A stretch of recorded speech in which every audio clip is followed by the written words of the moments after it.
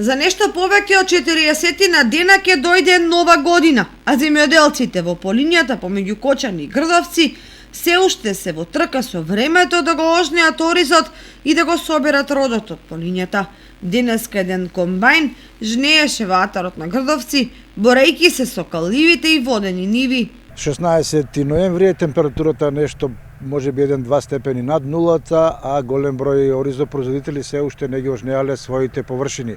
На патот од Грдовци кон Кочани затекнавме комбајн кој ги дожнејува парчињата кои се неожнеани, најверојатно поради тоа што имаше чести врнежи и поради тоа што се работи за ниви кои земјоделците ги нарекуваат длабоки ниви, од кои тешко се вади оризот, затоа што има премногу кал и премногу влага.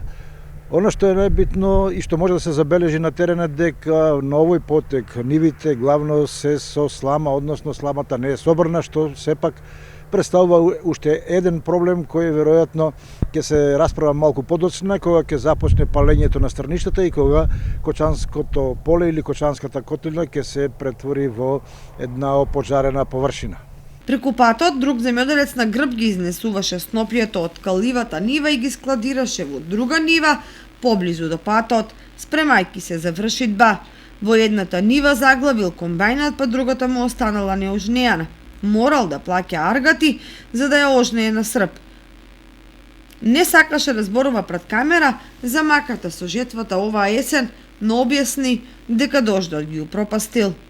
Ова зад мене е снопје кој е израз или одраз на маката на земјоделците. Тоа значи дека овој ориз е ожнеан на рака со срп и дека сопственикот ги собира сега снопјето, потоа ќе ги врши веројатно со некое животно или пак можеби ќе ангажира некој комбајн кој ќе стои во место и ќе му го изврши оризот. Меѓутоа според она што може да се види, докаде дека се работи за слаб квалитет на ориз и дека земјоделецот веројатно е доведен во таква ситуација поради тоа што немал пари да купи хемиски препарати, поради тоа што немал пари за квалитетно семе и веројатно поради тоа што земјоделската површина навреме и квалитетно не е обработена со сите агротехнички мерки.